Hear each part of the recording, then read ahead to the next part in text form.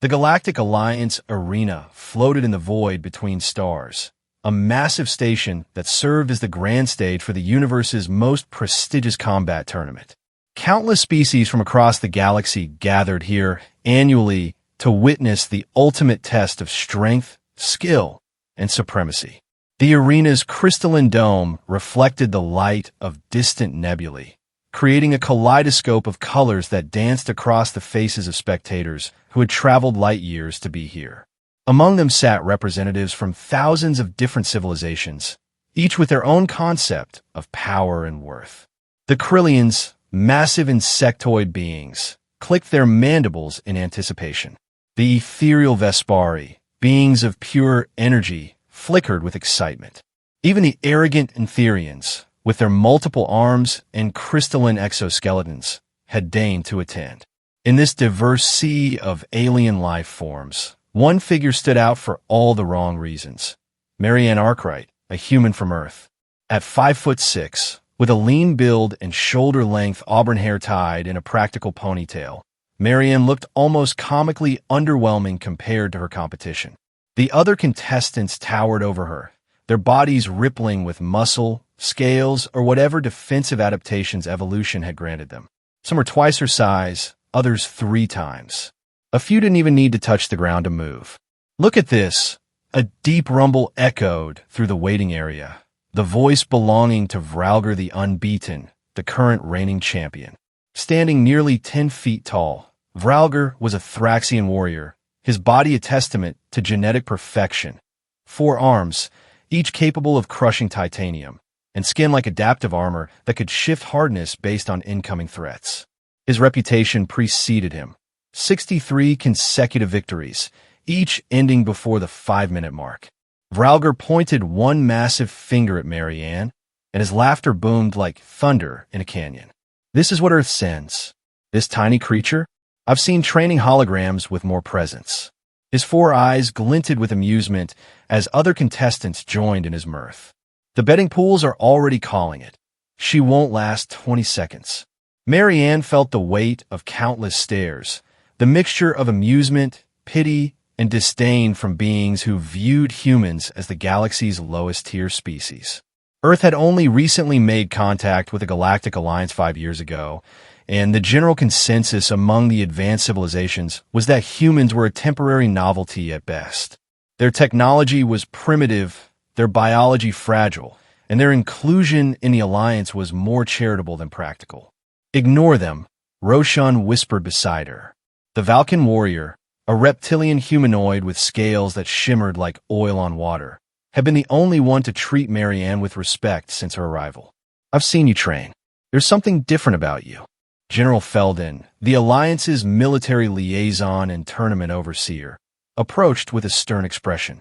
The Calax officer's tentacles twitched nervously as he handed Marianne her contestant registration.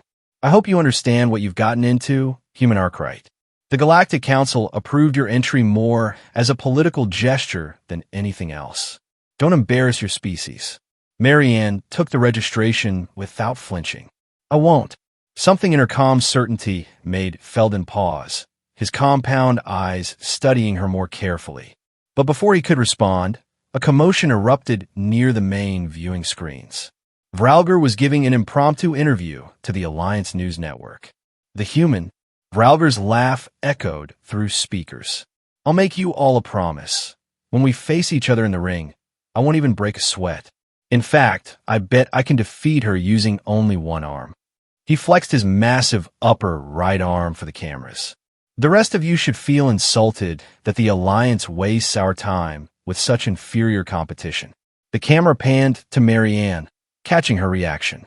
Instead of anger or fear, she simply nodded once, acknowledging the challenge.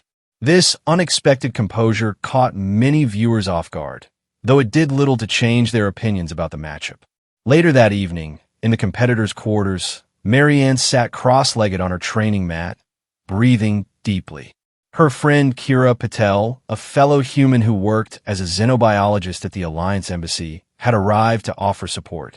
"You don't have to prove anything to them," Kira said, setting down a tray of Earth food, real vegetables and protein, a luxury in space. Let Vralger have his delusions. It's not about proving anything to them, Marianne replied, her eyes still closed. It's about showing what's possible when everyone thinks you're impossible. Kira studied her friend with concern.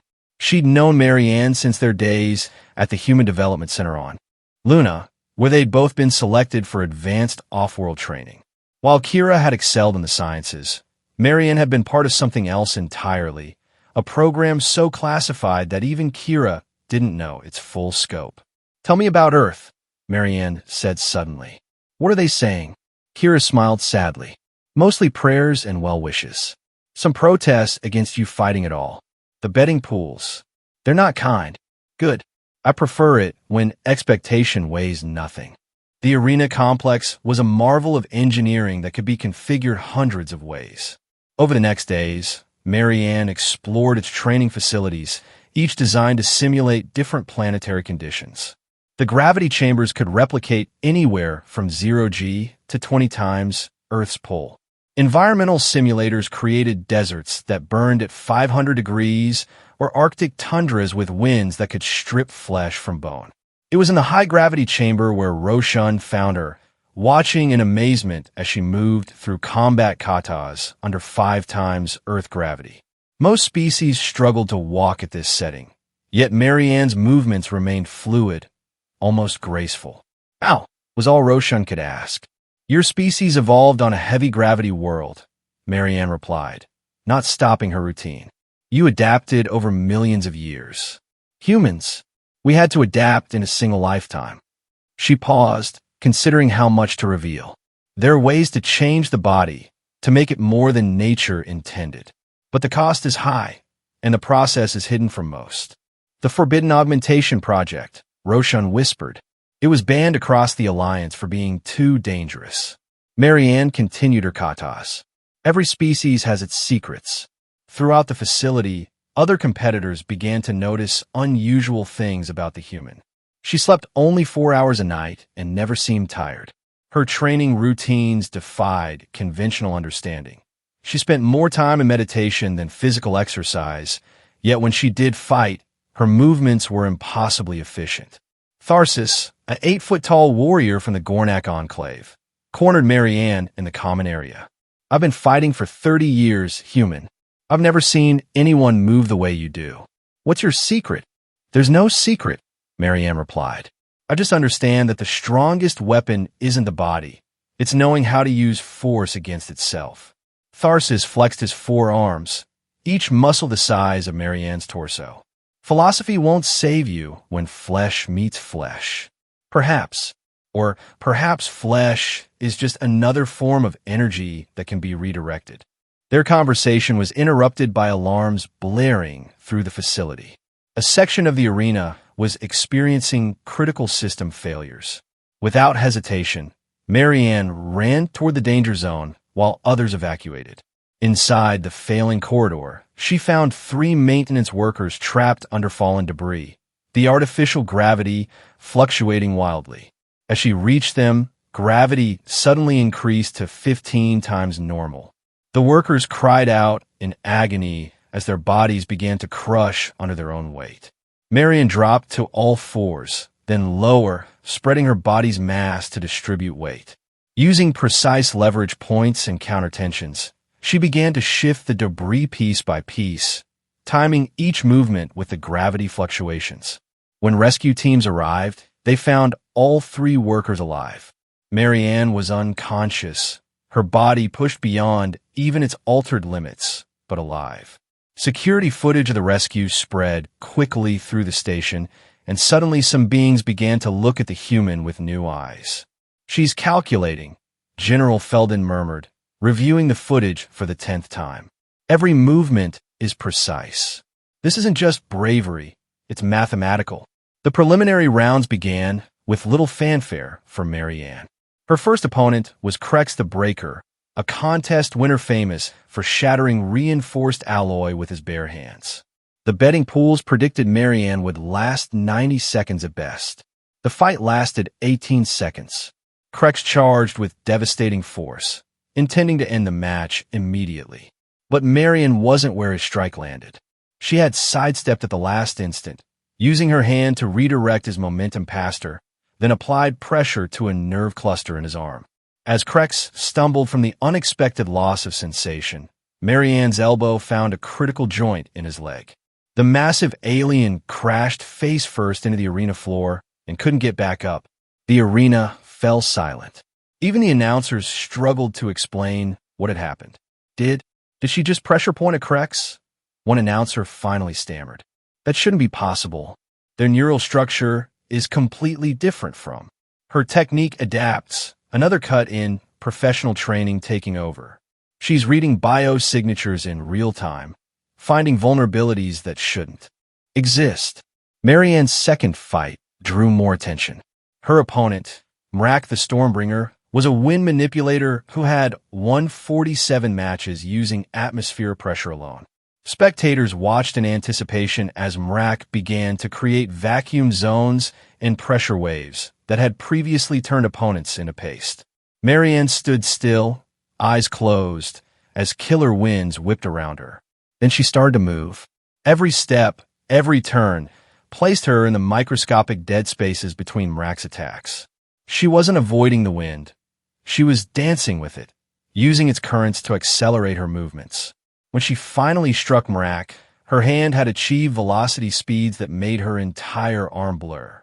The fight ended with Mrak unconscious and Marianne standing in a circle of calm air at the eye of his own storm. "This is unprecedented," General Felden said to his advisors. The human's victory against Krex could be dismissed as luck. But this? She's operating on principles we don't understand. Perhaps we should investigate her background more thoroughly, one advisor suggested.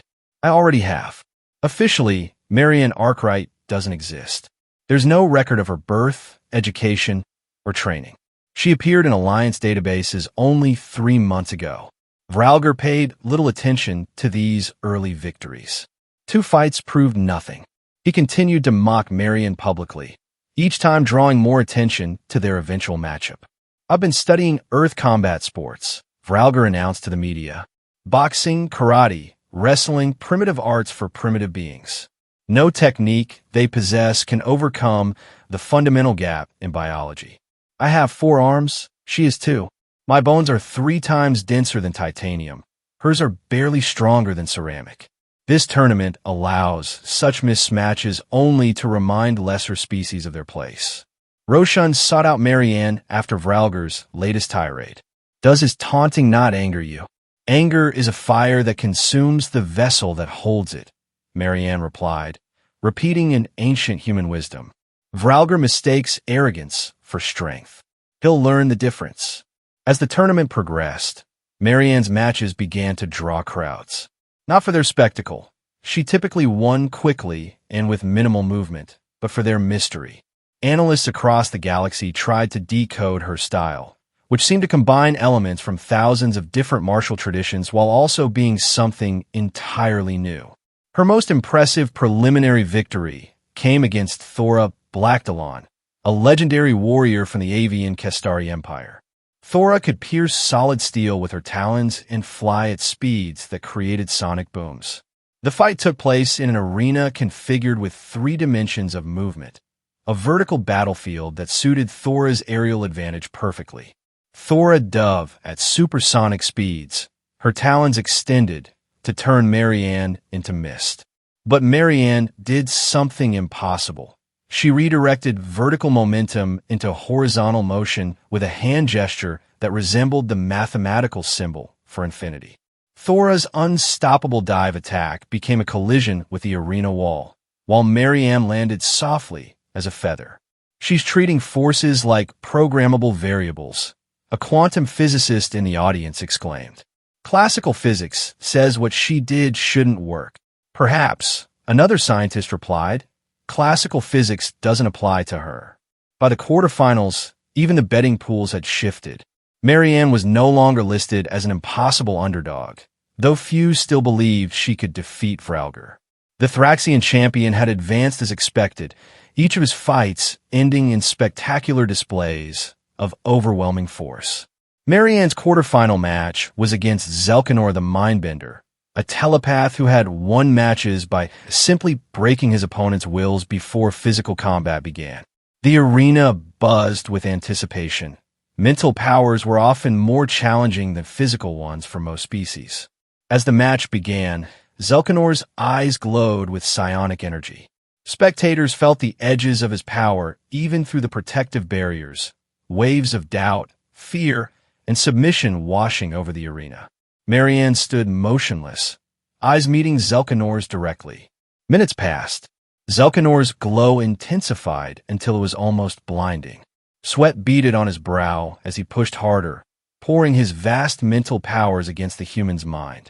Then, suddenly, his powers recoiled like a broken dam. Zelkanor staggered backward, disoriented and weakened. "Impossible," he whispered. "Your mind. It's not there. I can't reach it." Marianne smiled sadly. "The mind you're looking for exists in multiple dimensions. You're trying to touch a shadow." She moved forward, and Zelkanor, still reeling from the psionic backlash, couldn't mount a defense. One precise touch to his temple ended the match. The crowd buzzed with conspiracy theories. Some suggested Marianne was using illegal technology. Others claimed she was actually several beings occupying one body. The truth, as always, remained hidden. The semifinals showcased matches for the ages. Vralgur faced the Archon of Cosmic Fire, a being of pure energy who had never touched solid matter. Their fight illuminated the arena like a second sun, but when the light faded, Vralgur stood victorious, having absorbed the Archon's energy through techniques his species had developed over eons. Marianne's match was against Korthak the Immortal, a being who claimed to have lived for 10,000 years and remembered when the first stars formed. His fighting style was impossibly ancient, incorporating moves that predated recorded history. Korthak towered over Marianne, his crystalline body refracting light into blinding patterns designed to disorient opponents. The fight began with Korthak channeling power from the galaxy's background radiation, gathering energy for an attack that could theoretically destroy a small moon.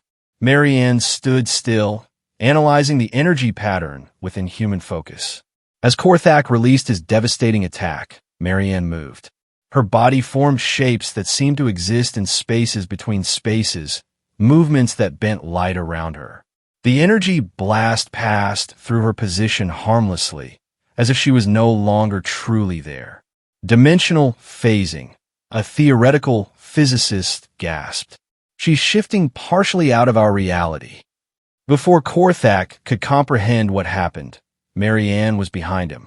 Her fingers traced equations in the air that resonated with harmonic frequencies. Korthak's crystalline body began to vibrate at its natural frequency until structural integrity failed. He crumbled into diamond dust without Marianne ever striking him directly. "Final round tomorrow," General Felden announced, his tentacles rigid with anticipation. Human Marianne Arkwright versus Thraxian champion Vralgur the Unbeaten. The Alliance Council has declared this the most significant match in the tournament's history. That night, Marianne meditated in complete stillness while Kira sat nearby, too anxious to sleep. "Can you actually beat him?" Kira finally asked. "Force isn't defeated by greater force," Marianne replied without opening her eyes. "It's redirected and used against itself." "That's very philosophical, but Vralgur isn't going to let you grab his arm and throw him." "No, he won't," which is why his defeat will come from something far simpler. The day of the final arrived with the entire galaxy watching. Billions of beings tuned in across hundreds of worlds. The arena had been reconfigured for maximum viewership, with holographic displays ensuring every spectator had perfect vantage points. Diplomatic ships from neutral systems had even arrived to observe this historic matchup. As Marianne entered the arena, the jeers had softened into uncertain murmurs. Those who had witnessed her previous matches knew they were about to see something unprecedented. Still, conventional wisdom held that Vralgur's raw power advantage was simply too vast to overcome.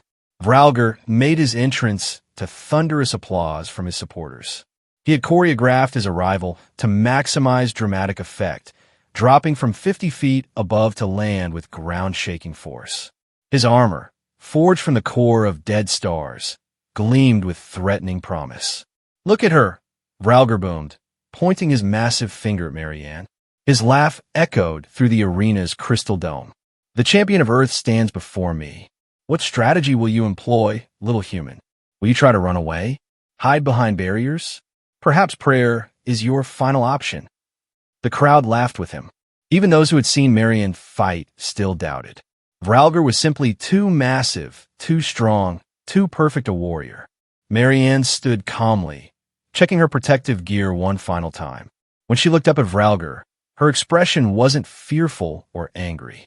It was analytical. "I've studied Thraxian anatomy," she said softly, though her words carried to every spectator. "Your skeletal structure is indeed impressive.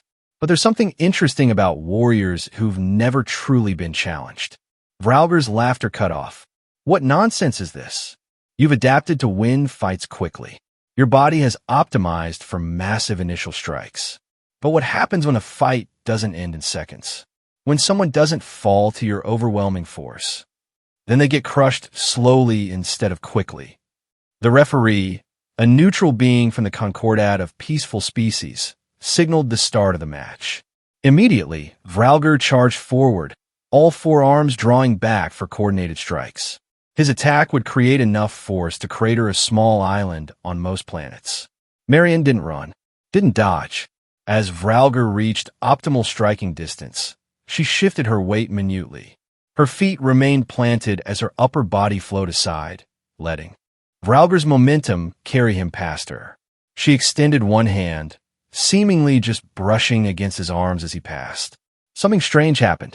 Vralgar's perfectly coordinated attack became misaligned. One arm pulled slightly wrong, creating micro-stresses in his skeletal structure. His stumble was nearly imperceptible, but it threw off his recovery. Traditional Thraxian combat assumes constant offensive flow. Marianne observed calmly as Vralgar spun to face her again. "You've destroyed 63 opponents in 5 minutes or less. Your species' power adaptations have reduced your stamina capabilities. Enough analysis," Vralgar roared, launching into a devastating combination of strikes. Each blow whistled through the air with killing force. But Marianne was no longer where his attacks landed. She moved with efficiency that defied description. When Vralgar threw a left hook, she was microscopically inside the arc. When he brought a hammer fist down, she had shifted to a space where the force couldn't affect her. Her movements weren't about speed. They were about being where the attack wasn't. Minutes passed. For the first time in his career, Vralgar was still fighting after 60 seconds. Then 90. Then 2 minutes. Sweat began to bead on his armor plating, a biological response Thraxians rarely experienced. "Stop dancing and fight," he bellowed, frustration mounting. "I am fighting. You just don't understand how." Vralgar's attacks became more furious but less coordinated. His vaunted technique began to deteriorate as oxygen debt affected his complex musculature. 4 arms became a liability as his nervous system struggled to maintain perfect control. At the 3-minute mark, something unprecedented happened. Vralgar showed fatigue. His attacks slowed by fractions of seconds. His breathing became labored. The crowd began to murmur in disbelief. Marianne continued her analysis as she moved. The Thraxian nervous system is actually slightly delayed when coordinating four-armed combat. The quantum entanglement in your neural pathways can't quite keep up with the physical demands during extended conflicts. "How do you?" Vralgar began, then stopped to catch his breath. "Know this? Because I've spent the last year studying every species in this tournament. While you relied on raw power, I calculated optimal approaches." Vralgar's pride demanded action. He gathered energy for his signature finishing move, the Nova Strike, where all 4 arms channeled kinetic force into a single point capable of piercing ship armor. The attack required perfect timing and control, which is why he typically used it to end fights quickly. But after 3 minutes of intense combat, his control wasn't perfect anymore. As Vralgar launched the Nova Strike, Marianne did something that would be analyzed by martial arts masters for generations. She didn't dodge or block or counter. Instead, she created a void of force. Her movements formed a mathematical equation in three-dimensional space, a pattern that redirected kinetic energy through invisible channels. Vralger's unstoppable strike encountered this void and imploded. The feedback loop overwhelmed his nervous system, and for a split second, his carefully coordinated forearm assault became completely uncoordinated. In that split second, Marianne moved. She stepped forward, just one step, her feet never losing contact with the ground.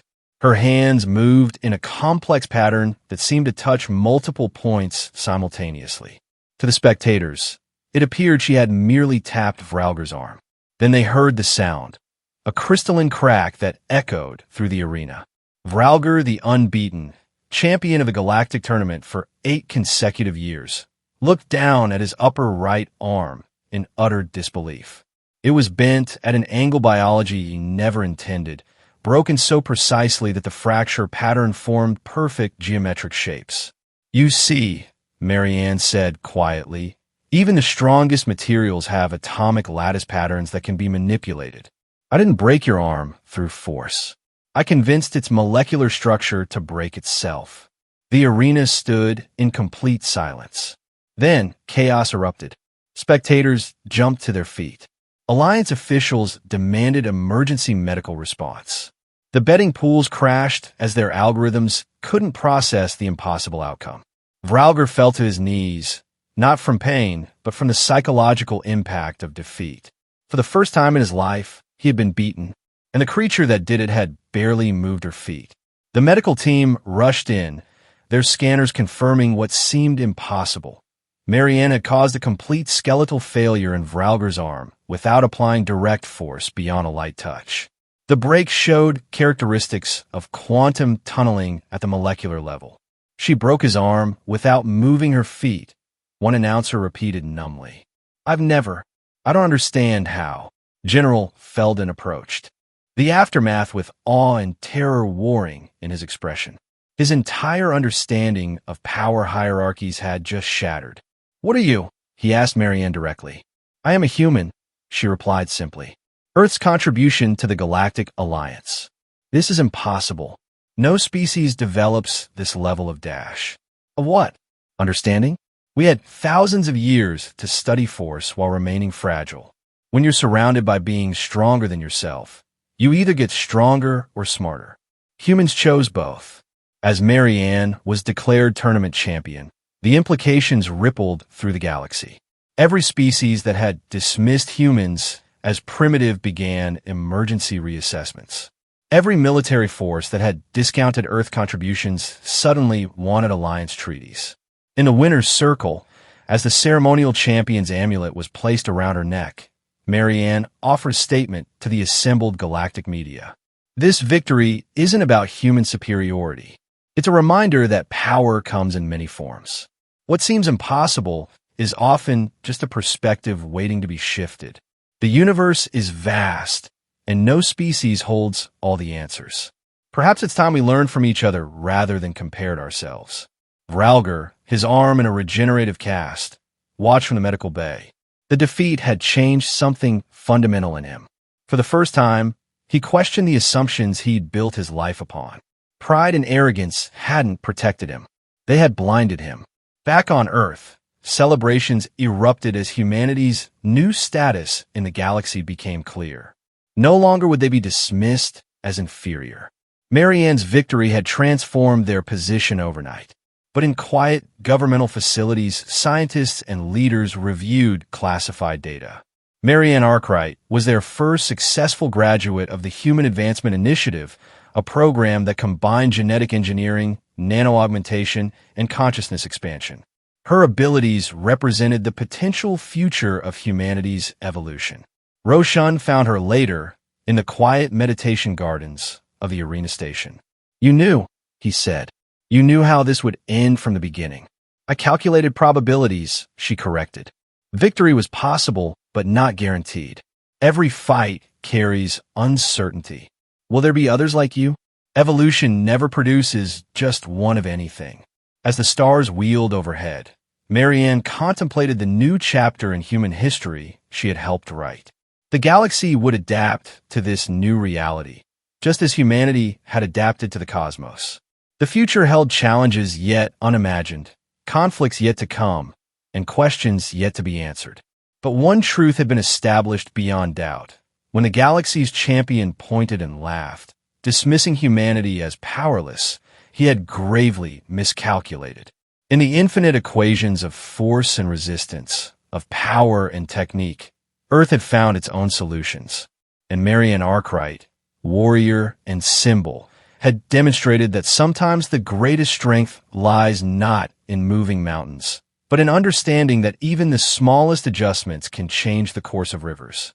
She had proven that human potential, when properly developed and understood, could stand equal to any species in the galaxy. The champion's arm had been broken without her feet ever leaving the ground.